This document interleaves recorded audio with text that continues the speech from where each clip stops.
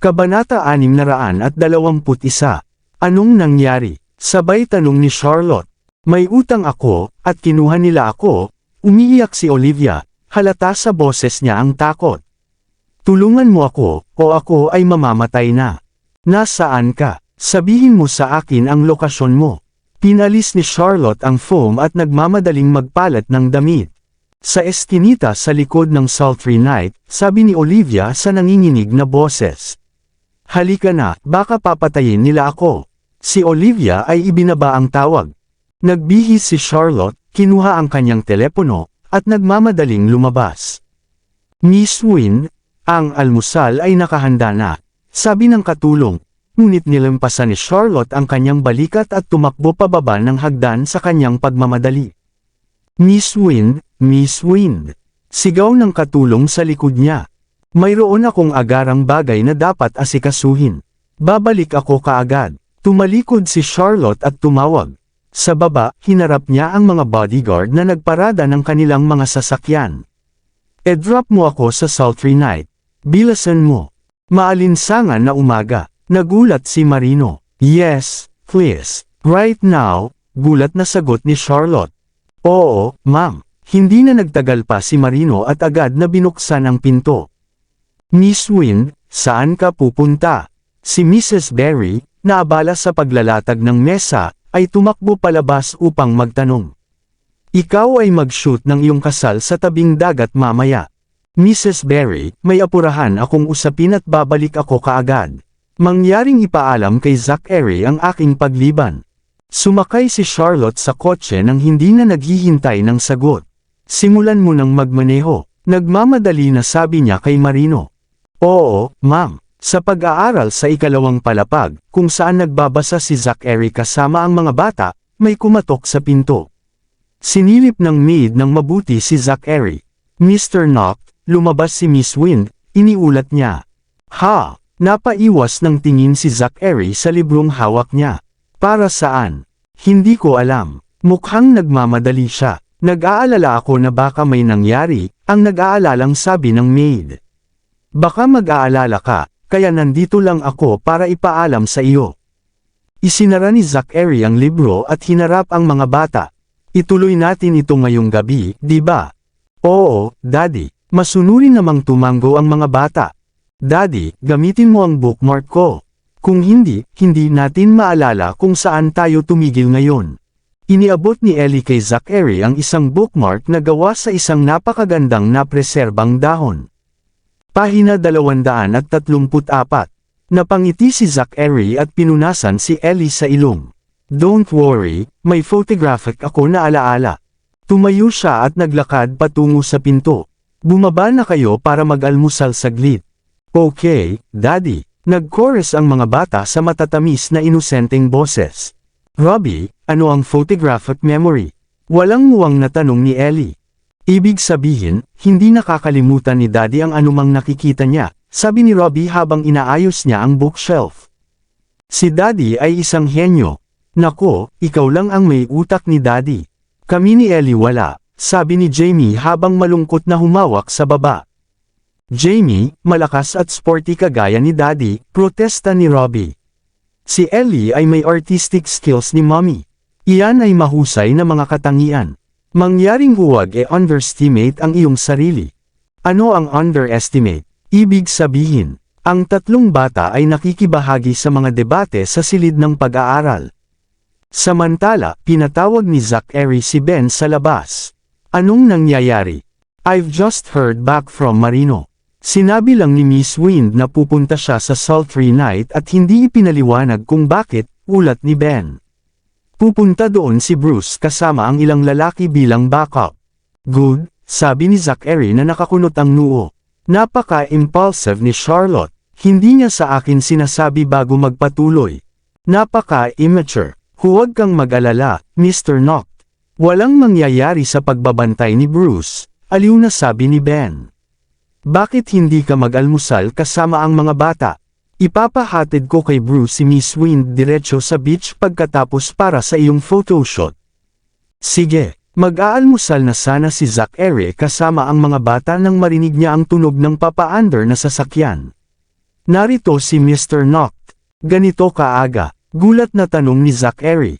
Wala siyang choice kundi ilabas ang mga bata para tanggapin ang kanyang lolo. Bumukas ang pinto ng sasakyan. Si Spencer, sa tulong ng isang bodyguard, ay tinulungan si Henry na makalabas ng kotse at sumakay sa kanyang wheelchair. Lolo, lolo, lolo, lolo, tili ng mga bata. Nagmadali silang lumapit sa kanya, sumisigaw sa tuktok ng kanilang mga baga. Ngumiti ng malawak si Henry sa kanila. Ang ganda ng mood niya lalo na. Nag-almusal na ba kayo? Mag-aalmusal na tayo, sabi ni Ellie habang inaabot niya ang isang pinakuloang itlog. Nilabas ko lang ito, lolo. Subukan mo please. Masarap, sabi ni Henry pagkatapos ng kagat. Ordinaryong itlog lang. Anong masarap dun? Biro ni Zachary. Mind your own business, mabangis na sabi ni Henry habang nakatitig kay Zachary. Ito ay ibinigay sa akin ng aking minamahal na apo sa tuhod. Bumalik siya kay Ellie at hinaplos ang buhok nito. Ang ganda ng tirintas mo, Ellie. Ginawa ito ni Mrs. Berry para sa akin, sabi ni Ellie. Masaya niyang sinabunutan ang kanyang tirintas. Ito ang tirintas ng prinsesa, tulad ng isa sa mga pelikula. Ang aking maliit na Ellie ay isang prinsesa din. Kinurot ni Henry ang pisngi ni Ellie ng masuyo. Lolo, guwapo ba ako sa suit na ito? Lumapit sa kanya si Jamie para ipakita ang bago niyang suit. Kami naman may wedding photoshoot mamaya. Kaya naman lahat kami ay nakabihis. Natigilan si Henry. Pinandilatan niya ng masama si Zachary. Bastos na brat. Hindi niya sa akin na hiniling ang permiso ulit. Nagpakuha sila ng mga larawan sa kasal ngayon. Lolo, nandito ka ba para makasama kami sa photoshoot? Nakangiting tanong ni Robbie kay Henry. Nandyan din sina Mrs. Berry at Fifi. Hayaan mo, doon ka. Tuwang-tuwang tumikim ang loro at ikinumpas ang kanyang mga pakpak sa itaas ng kanilang mga ulo. Sasali rin ako sa kasiyahan, sabi ni Mrs. Berry. Hindi pa kami nakakakuha ng larawan ng pamilya dati. Kukuha tayo ng isa ngayon. Tumakbo si Ellie at hinila sa braso si Mrs. Berry. Mrs. Berry, bakit hindi mo ginawa na magpalat ka? Sobrang sikip ng damit na yun kaya hindi ako makahinga. Papalitan ko ito pagdating natin doon. Namula si Mrs. Berry sa pag-iisip ng kanyang damit. Masyadong maliit ang tela, may isang buong tipak na nawawala sa harap at likod. What a wicked designer, bulong niya kay Ellie sa likod ng kamay niya. Nagpipigil ng tawa si Spencer habang nakangiti si Henry. Ang huli ay mas mahusay sa pagtatago ng kanyang katatawanan. Siya ay lumingon kay Zachary at sinabing, sumunod ka sa akin sa pag-aaral. May pag-uusapan ako sa iyo. Okay, sabi ni Zachary, ngunit naantala ng alarm sa relo ni Ben, si Marino ito. Nagulat si Ben sa kanya, at naging kulay abo ang mukha. Ang bawat elite bodyguard ng pamilya Noct ay nagmamay-ari ng isang natatanging relo na naglalabas ng mga signal sa oras ng problema tulad nito. Ang iba pang mga bodyguard ay tatanggap ng tawag sa pagkabalisa at magmadaling tumulong sa may problema. Dalhin mo ang sasakyan. Ngayon na, mariing utos ni Zachary.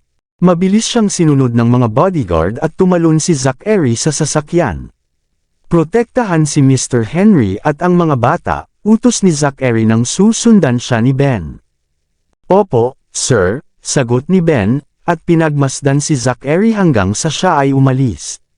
Nang lumingon siya, nakita niya ang mga bata na nakatingin sa direksyon na pinuntahan ni Zachary na may takot sa mga mukha. Ipasok ang mga bata, utos ni Henry, ang kanyang mga mata ay puno ng galit. Yes, sir, sagot ng isang bodyguard at pinalibutan sila. Gayunpaman, itinabi ni Robbie ang kanyang braso. May problema ba si Mommy? Hiling niya, si Marino ang nagmaneho kay Mommy kaninang umaga. Kung may problema si Marino, ibig sabihin. Hindi nang ahas si Robbie na mag-isip pa. Nangingilid ang luha sa kanyang mga mata. Ipinatong ni Robbie ang kanyang mga kamay sa mga kamao para pigilan ang panginginig ng kanyang katawan. Mommy, sabi ni Ellie at napaluha sa sinabi ni Robbie. Hindi naman mahihirapan si Mommy, di ba? Nag-aalalang bulong ni Jamie. Mayroon daw tayong photoshoot ngayon. Bakit pinaalis ni Marino si Mommy? Saan sila nagpunta? Kailangan nating tanungin si Lolo, sabi ni Robbie habang lumingon siya sa likod upang tumingin kay Henry na may bahid ng galit sa mga mata. Hindi, Mr. Robinson, nagkakamali ka, nagmamadaling paliwanag ni Spencer. Pumunta ngayon si Mr. Henry para itikong mo ang iyong bibig. Putol ni Henry. Ang balak niyang pumunta ngayon ay para e-propose kay Zachary na siya ay maaaring panatilihin si Charlotte, ngunit hindi siya pakasalan. Nilalayo niyang maghanap ng mas angkop na kandidato para maging Mrs. Knox. Ang hinaharap na ginang Knox ay magkakaroon noon na pumayag sa pagsasaayos ng pananatili ni Charlotte bilang ina ng triplets. Itinuring ito ni Henry na isang kompromiso, ngunit hindi niya inaasahan na magiging ganito kagulo ang sitwasyon noong iminungkahi niya ang kanyang plano. Kahit na ako ang nagpaalis sa iyong ina, ano ang gagawin mo dito? Ngumisi si Henry kay Jamie. Biglang sumagi sa isip ni Henry na masusukat niya kung gaano kadepende ang mga bata kay Charlotte. Kung gayon ay sasama kami kay Mommy, sabi ni Jamie habang nakakuyom ang kanyang mga kamao. Walang makakapalit sa kanya. Gusto ko si Mommy, gusto ko si Mommy. Hingal na hingal si Ellie, na namumula ang mga mata. Mahal na sweet Ellie, huwag kang umiyak. Si Mrs. Ralston at ilang kasambahay ay umaliw kay Ellie ngunit hindi ito nagtagumpay. Lolo, bakit mo gagawin ang bagay na iyon? Hinila ni Jamie ang mahinang braso ni Henry, na parang siya ay biglang naintindihan. Bakit kailangan mong paalisan si Mommy? Humihikbi siya. Bakit? Mr. Henry, paano ka naging napakasama para paalisan siya? Tanong ni Mrs. Berry habang pinupunasan niya ang luha. Si Miss Wind ay nagsilang ng 3 magagandang anak para sa Knox. Mahal siya ni Mr. Zachary. Bakit mo siya pinaalis? Lahat kayo nagkakamali, gulat na sabi ni Spencer, ngunit tila walang nakikinig sa kanya. Sapat na si Robbie. Mrs. Berry, pack our things. Aalis na tayo. Agad-agad, sa pag-alog ng kanyang matambok na katawan, tumakbo pabalik ng bahay si Mrs. Berry. Ellie, let's go look for Mommy, sabi ni Jamie sabay hawak sa kamay ng kapatid. Sinundan nila si Robbie sa hagdan. Hindi nagtagal, lumitaw muli silang hila-hila ang sarili nilang malita. Inimpake na rin ni Mrs. Berry ang kanyang napakalaking malita. Nakahanda siyang umalis kasama ang mga bata. Si Mrs. Ralston at ang mga katulong ay nataranta. Mga anak, huwag kayong umalis. Hindi kayo ipapadala ng inyong ama na malayo ang ina. Malapit na silang bumalik. Mangyaring huwag kumilos ng padalos-dalos. Kung wala na kayong lahat, paano na kami para ipaliwanag ang mga bagay-bagay sa iyong ama? Mrs. Berry, huminahon ka, sabi ni Spencer, na halos maluha-luha. Pag-usapan natin ito kapag nakabalik na si Mr. Zachary. Kung umalis ka na, magkakaproblema tayong lahat. Kumunat ang noo ni Henry at may malungkot na mukha. Anong nangyari? Tanong ni Spencer. Umalis siya ng 1 minuto upang sagutin ang isang tawag sa telepono at bumalik sa mga batang umiiyak para sa kanilang ina. Biglang utos ni Henry, ihanda mo ang sasakyan. Dadalhin natin ang mga bata sa kanilang ina. Ha! Natigilan si Spencer. Si Miss Wind ay tinambangan. Si Mr. Zachary is on his way to rescue sa kanya. Ang sitwasyon ngayon ay, mayroong 18 elite bodyguard ng pamilya Knox, at walang makakaligtas sa isang babae. Si Henry ay nag-atungal habang tinutusok ang kanyang tungkod sa lupa. Pinaplano mo bang itago sa akin ang sisihin mula sa mga bata? Yes, sir. Aayusin ko na agad. Alam ni Spencer na sa H-City, walang krimen na magaganap sa ilalim ng pagbabantay ng pamilya Knox. Sa pagdating ng isang malaking grupo tulad nila, hindi magkakaroon ng anumang panganib. Higit pa rito, si Zachary at ang kanyang Elite 18 ay hindi lamang ang mga bihasang manlalaban. Ang 10 o higit pang mga lalaki na dumating kasama si Henry ay mga nakamamatay na mandirigma din. Nag-ayos si Spencer ng ilang jeep para ihatid si Henry at ang triplet sa pinangyarihan ng marinig ang balita. Sa eskinita ng Sultry Night 10 minuto lang bago, pinaparada ni Charlotte si Marino sa tabi ng kalye habang siya ay pumasok sa eskinita mag-isa.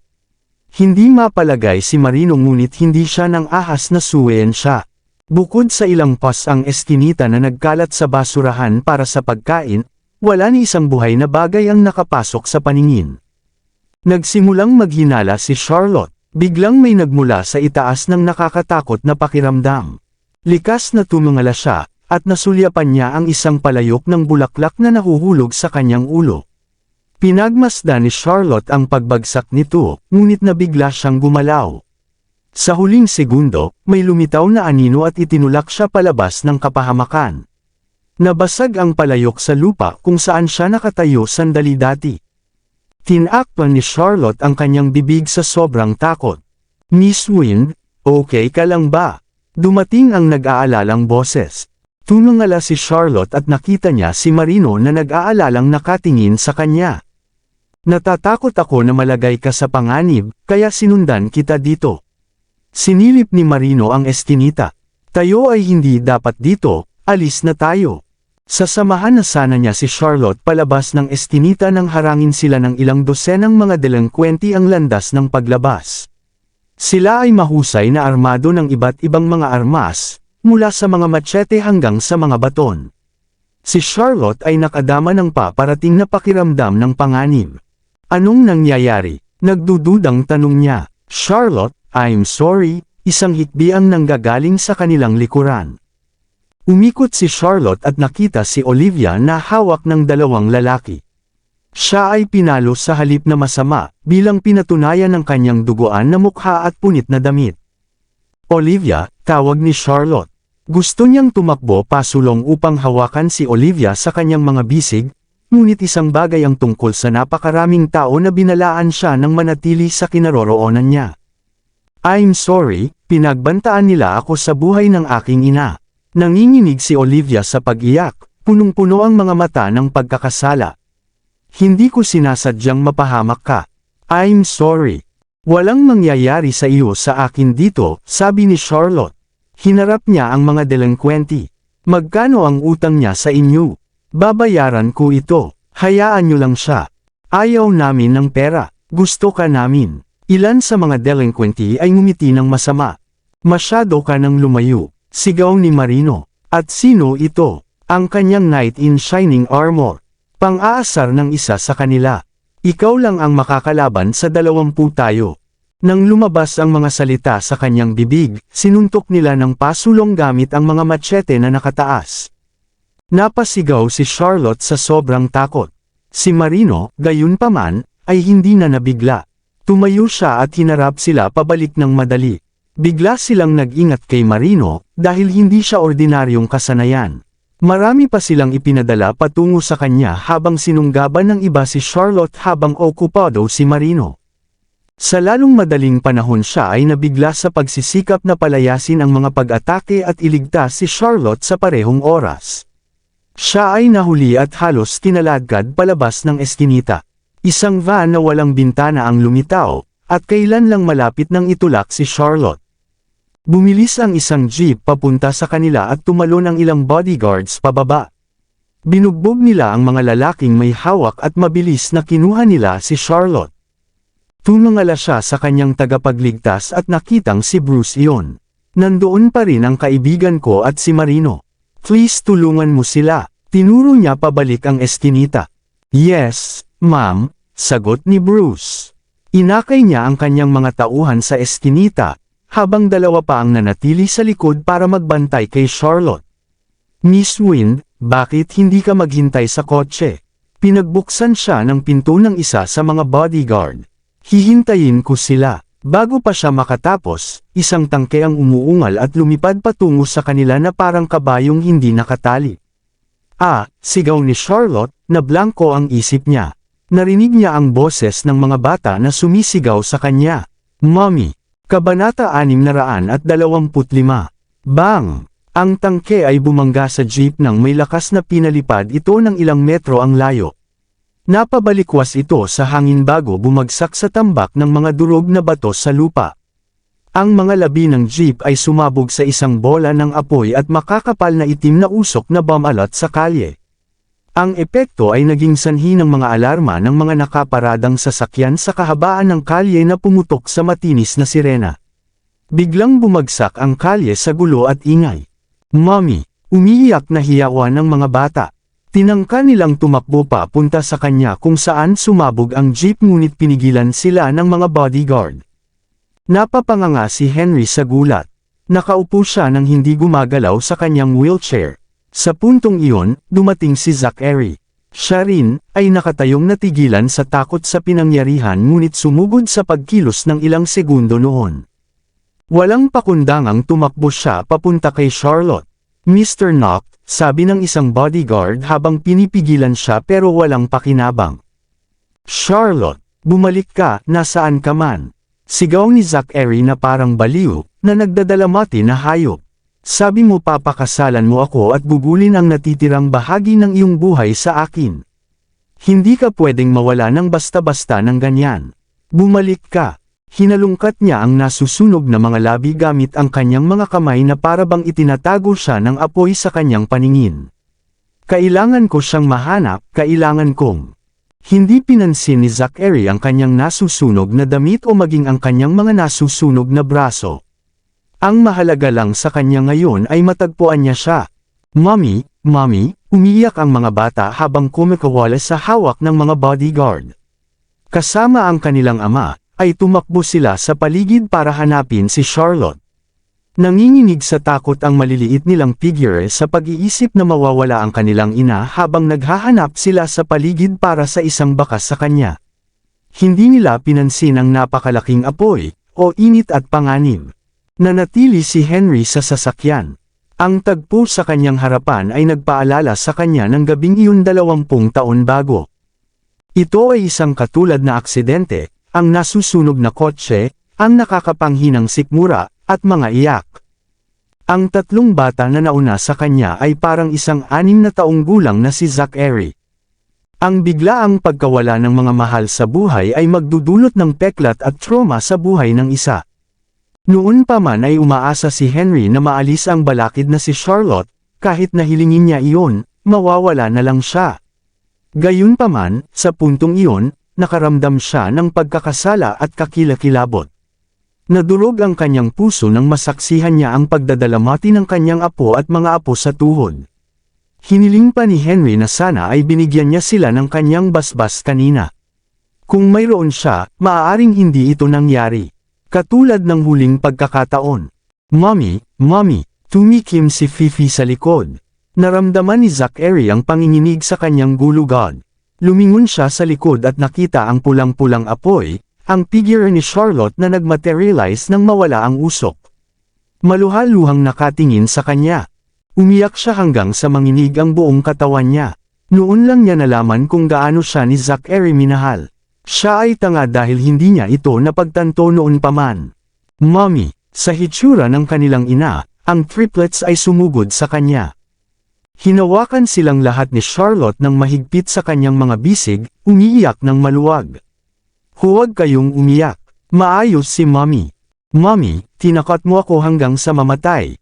Sabi ni Jamie na may kasamang nanginginig na hikbi. Akala ko.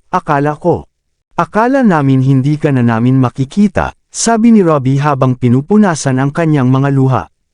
Nasasaktan ka ba sa pagsabog? Tanong niya habang tinitignan ang kanyang ina pataas at pababa. Hindi naman. Ayos lang ako, sabi ni Charlotte.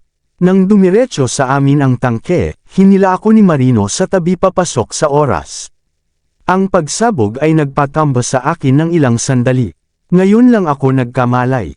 Mommy, umiyak si Ellie hanggang sa mamula ang mukha niya. Kumapit siya kay Charlotte gamit ang mabilog niyang mga braso at hindi gustong bumitaw, sa takot na mawala muli ang kanyang ina kapag ginawa niya iyon. Don't be afraid. I'm fine, sabi ni Charlotte habang tinatapik ang likod ni Ellie. Bitawan mo nga ako saglit. Parang nasaktan si Daddy. Daddy, naalala ng mga bata at tumakbo pa punta sa kanya. Ayos ka lang ba, Daddy? Daddy, masakit ang braso mo. Bulalas ni Jamie nang makita niya ang matinding paso sa mga braso ni Zachary. Siya ay namumutla sa takot. Daddy, kailangan mo ng doktor, sabi ni Robbie habang nilalabas niya ang mga baga sa damit ni Zachary. Yung mga damit mo lahat ay nasusunog. Daddy, masakit ba? Umiyak si Ellie at tinakpan ang kanyang mga mata. Hindi pinansin ni Zachary ang mga bata. Nakatitig siya kay Charlotte ng buong oras na may halong galit, pagkabigo ngunit pati na rin sa pag-ibig. Lumapit si Charlotte sa kanya. Ang tanga mo, sigaw niya habang hinihila ang braso niya. Bakit mo hinagis sa apoy na ganyan? Bago niya natapos ang kanyang pangungusap, hinila siya ni Zachary sa yakap niya. Sa sobrang lakas niya ay nontog niya ang ulo ni Charlotte sa kanyang dibdib. Charlotte, tandaan mo ito, sigaw ni Zachary sa pamamagitan ng pagngangalit ng mga ngipin. Kahit anong mangyari, hindi ka pinahihintulutang lumabas ng mag-isa at ilagay ang iyong sarili sa panganib. Naririnig mo ba ako? Oo, gusto ko. Tumango si Charlotte at napalunok. Hindi ka nag-iisa. Nasa iyo ako, patuloy ni Zachary. Narito ako upang tulungan ka kahit na ang langit ay bumagsak sa iyo. Bakit hindi mo yun maalala at maging dahilan para mag-alala ako sa bawat oras? Anong gagawin ko kung may mangyari sa'yo? Paano ang mga bata? I'm sorry, nagkamali ako. Humihikbi si Charlotte sa kanyang dibdib, ang mga braso nito ay nakapalibot sa kanyang baywang. Hindi ako dapat naging padalos-dalos. Nag-alala ka at naging dahilan kung bakit ka nasaktan. Tinakot mo ako hanggang sa mamatay, alam mo ba yun? Kinagat siya ni Zachary sa balikat ng marahas. Aray, masakit. Napasigaw si Charlotte sa sakit ngunit alam niyang karapat-dapat sa kanya ang parusa. Kinagat niya sa sobrang hirap na halos damyugo. Mabuti, ang mga masakit na parusa ay gumagawa ng magagandang aral, sabi ni Zachary habang kinurot ang pisngi niya. Tandaan mo ito, kung mangyari ulit ito, hindi ako magiging ganito kaluwag. Wala nang susunod, sabi ni Charlotte habang nakatingin sa mga sugat nito. Punta tayo sa ospital. Ikaw ay kailangan ng doktor. Yumuko si Zachary, ipinatong ang mga lalaki sa kanyang mga balikat, at binuhat si Ellie sa kanyang braso. Hawak kay Charlotte ang kamay, tumalikod sila para umalis. Daddy, hindi mo na kami kailangang buhatin kung nasaktan ka. Ibaba mo kami, kaya naming maglakad ng mag-isa. Yes, Daddy, may init na naglalabas mula sa shirt mo. Nasusunog ang puwitan ko sa pagkakaupo sa balikat mo. May mga baga pa ba sa sando ni Daddy? Masusunog ba ako? You three are so inconsiderate, I'm carrying you despite being hurt and all you care about is burning sa sarili nyo. Hindi, nag-aalala kami na baka pagod ka. Oo, mahal ka namin ng buong puso. Oo, kahit anong sabihin mo. Mabagal na lumakad ang pamilya sa usok.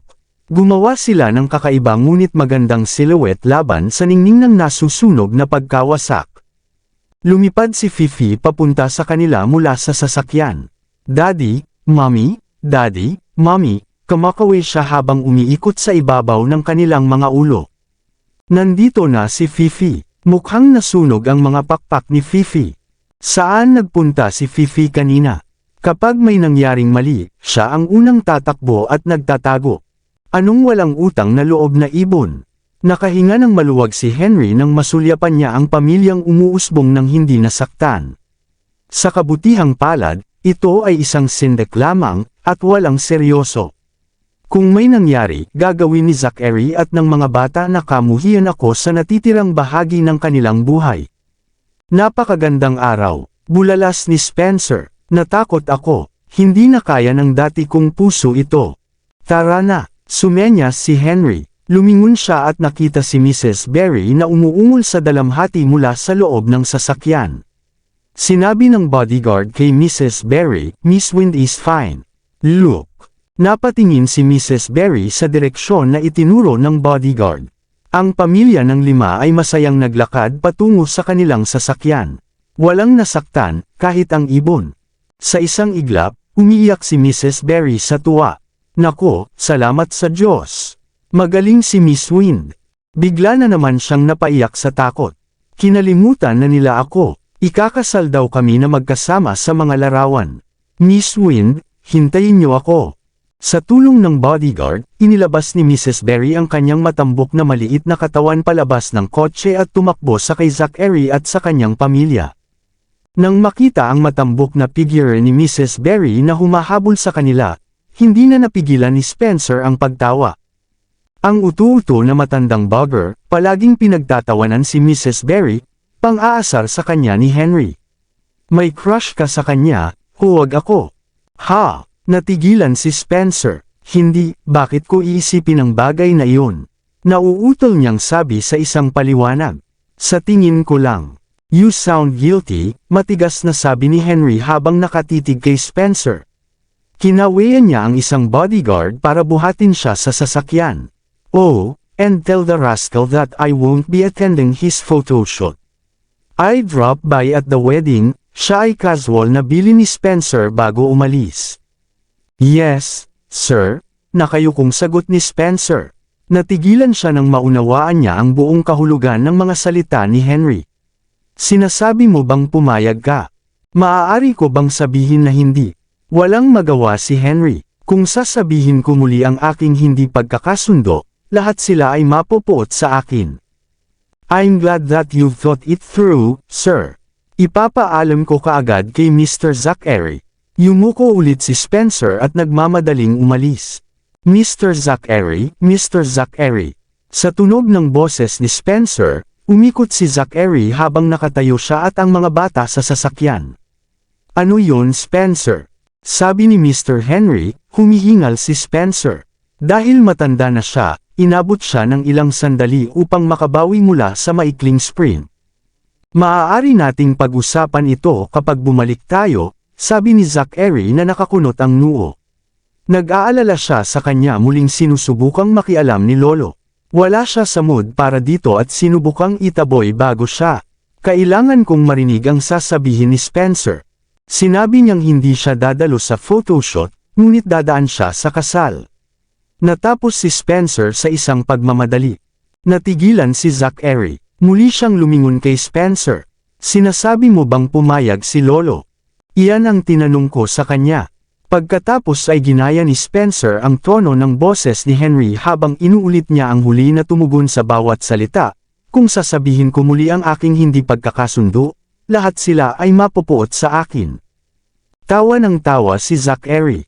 Salamat sa kanya para sa akin, please. Oo, sir. Nakangiting tumango si Spencer. Bilasan mo sa ospital. Malulungkot si Mr. Henry na makita ang mga sugat sa braso mo. Sa pagkakataong iyon ay naglakad na siya palayo.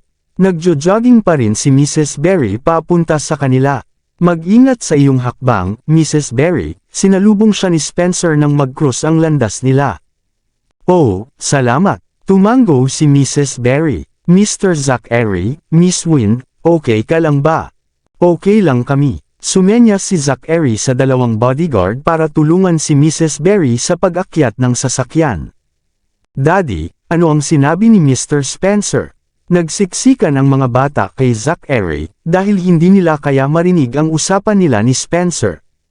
Sabi niya, biniyayaan na tayo ng lolo niyo. Sabi ni Zachary sabay yakap kay Charlotte. Ginagawa ba ito na magpapatahimik sa iyong isipan? Oo, ganoon. Mariing tumango si Charlotte. With his blessing, I can finally go to the wedding nang walang pag-aalala. Dahil sa mga pangyayari na hindi nila kontrolado, hindi nakuha ni Zachary at ng kanyang pamilya ang kanilang mga larawan sa kasal. Sa halip, kailangan nilang magtungo sa ospital. Malubhang nasugatan ang mga braso ni Zachary. Mabilis na kumilos si Reyna upang gamutin ang mga sugat na bumulaga sa kanyang bisig. Hindi nasaktan si Charlotte. Umupo siya sa tabi niya sa buong oras. Si Olivia ay nasa ospital din ni Reyna. Siya ay ginagamot sa ibang ward. Nang malagyan ng benda ang braso ni Zachary, sinamantala ni Charlotte ang pagkakataong bisitahin si Olivia. Naiiyak siya sa pagsisisi nang sumulpot si Charlotte. Wala siyang pagpipilian sa pag-akit kay Charlotte sa mga lalaki habang nagbanta silang sasaktan ang ina ni Olivia. Nalaman ni Charlotte matapos tanungin si Olivia na nagkamalay na ang kanyang ina at pinalabas ilang araw na ang nakalilipas. Siya ay nagpapagaling sa kanyang tahanan. Si Olivia ay walang pagod na nagtatrabaho upang mabuhay. Ang kanyang gawain ay naging abalang ngunit produktibo. Siya ay hindi inaasahan na makorner sa kalye pagkatapos ng trabaho noong nakaraang araw at mabablackmail sa pang-akit kay Charlotte sa labas mag-isa. Tumanggi siya noong una, kaya naman binugbog siya ng mga ito. Pagkatapos nito, kinidnap nila ang kanyang ina at kinikilan siya. Walang choice si Olivia kundi ang tumawag sa telepono kay Charlotte. Ngayon na ang ina ni Olivia ay nailigtas ni Bruce at ng kanyang mga tauhan, at siya ay sumasailalim sa paggamot sa kanyang mga sugat, hindi maiwasan ni Olivia na makonsensya kay Charlotte.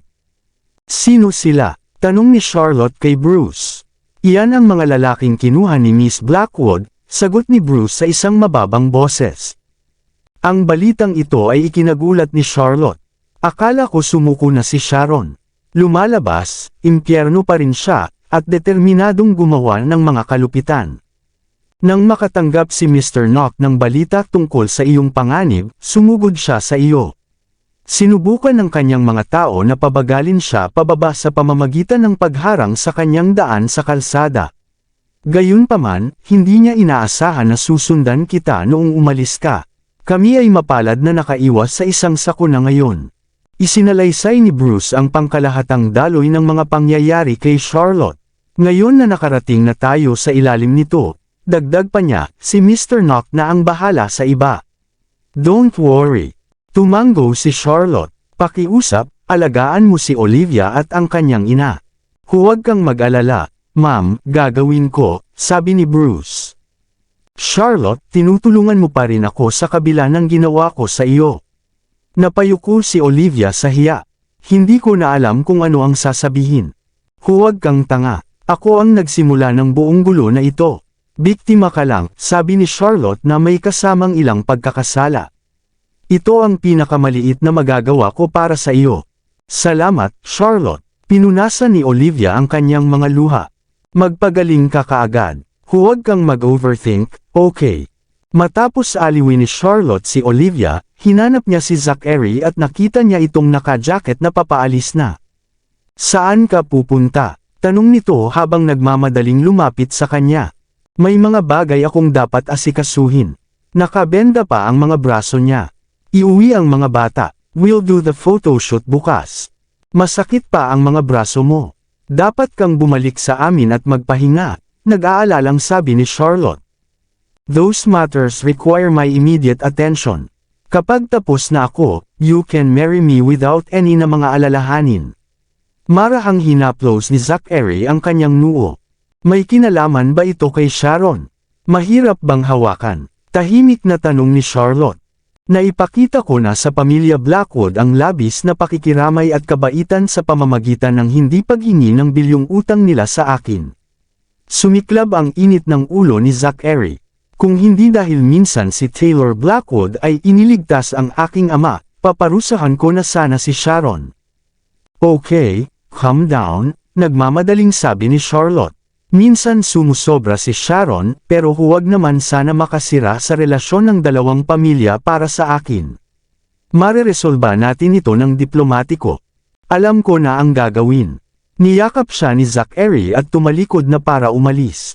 Sa sandaling ito, nagmamadaling lumapit si Bruce. Mr. Knock, mukhang hindi mo na kailangang pumunta pa. Anong ibig mong sabihin? Kumunot ang noo ni Zachary. Nasa linya si Mr. Henry. Inabot ni Bruce ang telepono sa kanya. Hello, sabi ni Zachary. I will personally meet with Taylor and Sharon, ang pamilyar na boses ng lolo niya. Magpahinga ka muna sa ospital. Ang kanyang boses ay malamig ngunit malinaw, may awtoridad sa kanyang katandaan. Maraming salamat sa lahat ng sumusubaybay. Please subscribe and follow my YouTube and Facebook channel, Filipino Novel. Maraming salamat po. Hindi na kailangan. Maliit na bagay lang. Hindi mo dapat pahirapan ang sarili mo para lang dito. Malamig na sabi ni Zachary. Pupunta ako sa aking sarili. I said I will handle it. Di mo ba narinig? Galit na sabi ni Henry. Hindi ka pa magaling sa mga braso mo nito at malubhang nasugatan. Manatili ka lang dyan at magpagamot ka. Kung hindi ka sapat, sino ang hahawak ng gulo sa Knock Group? Masasabi ni Zachary na ang kanyang lolo ay seryoso na sa pagkakataong ito, at nagpa siya na huwag makipagtalo. Sige, pwede kang pumunta kung gusto mo. Ang problemang ito ay ikaw pa ang nagsimula. Malaki ka na ngayon para turuan ang iyong lolo tungkol sa tama at mali, hindi ba? Sigaw ni Henry. Of course not. I wouldn't dare. Sarkastikong sagot ni Zachary, pagod na makipagtalo sa kanya. Iyan ay settled noon. Kausapin mo ang Blackwoods. Hindi ako makikialam.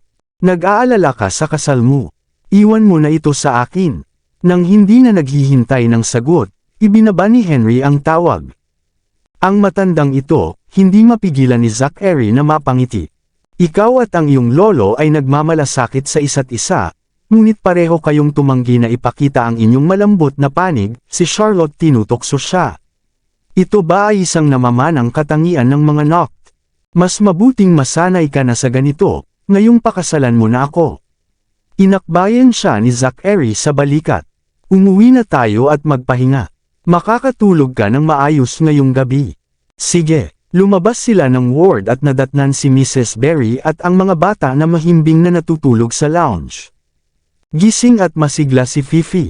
She was helping herself to a melon when she saw Zachary and Charlotte.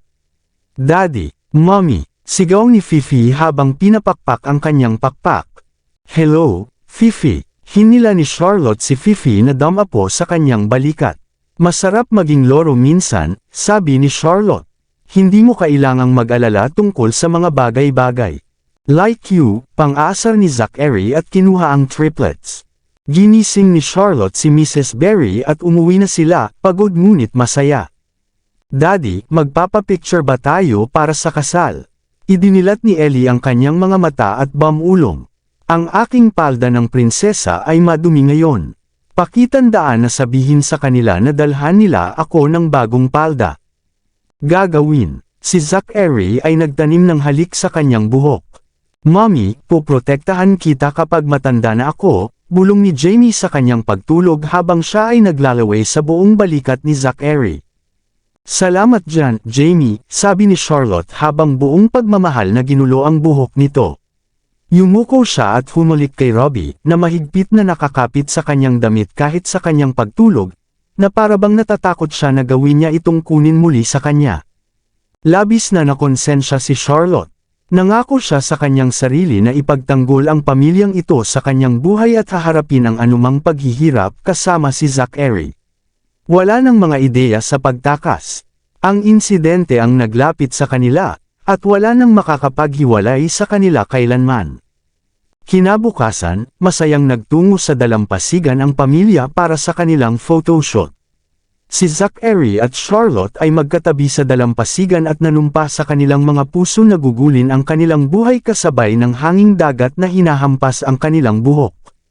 Ang triplets ay naglalaro sa malapit, na may Fifi na umiikot sa kanilang mga ulo. Umupo si Mrs. Berry sa isang sulok at pinagmamasdan ang masaya at kontentong pamilya na may ngiti sa labi. Hindi napigilan ni Ben na mapabuntong hininga sa hitsura ni Zachary at ng kanyang pamilya. Binibigkas niya ang kanyang biglaan pag nanasa na maghanap ng kasintahan. Sumang-ayon si Marino sa kanya. Natanggap ni Henry ang photoshoot ng mga larawan ng kasal ng pamilya. Napangiti siya ng kontento sa kasiyahan ng mga bata ang mga mukha. Bastos na brat, nakakasukang tanawin. Ungol ni Henry habang pinag-aaralan ang gwapong katangian ni Zachary. Sigurado akong hindi mo sinasadya, sir, sabi ni Spencer sa mahinang boses. Tumingin sa kanya si Henry at kumunat ang noo. Wala po sir, wala po akong sinabi. Hindi nang ahas si Spencer na magalit kay Henry. Pumunta siya sa Blackwoods para sa negosasyon noong nakaraang araw. Inikat niya ang kanilang mesa sa sobrang galit at itinuro ang isang mabangis na daliri na mapanganib na malapit sa ilong ni Sharon bilang babala. Kung siya ulit ay hinawakan ang buhok ng isang miyembro ng kanyang pamilya, sisirain niya ang mismong pundasyon ng kanilang ancestral home. Siya ay kasing bangis niya noong siya ay nasa rurok ng kanyang kabataan. Bawat kilos, bawat titig ay humahampas ng takot sa kanilang mga puso. Natulala si Sharon. Umiyak siya at humingi ng tawad, nangako kay Henry na hinding-hindi niya gagawin iyon muli. Nakonsensya si Taylor sa kung paano siya nabigo bilang ama. Iniwan ni Henry si Taylor ng isang payo. Dapat mong pamahalaan ang iyong mga ari-arian ng pamilya ng matalino. Nasa iyo ang lahat ngayon. Kabanata 630.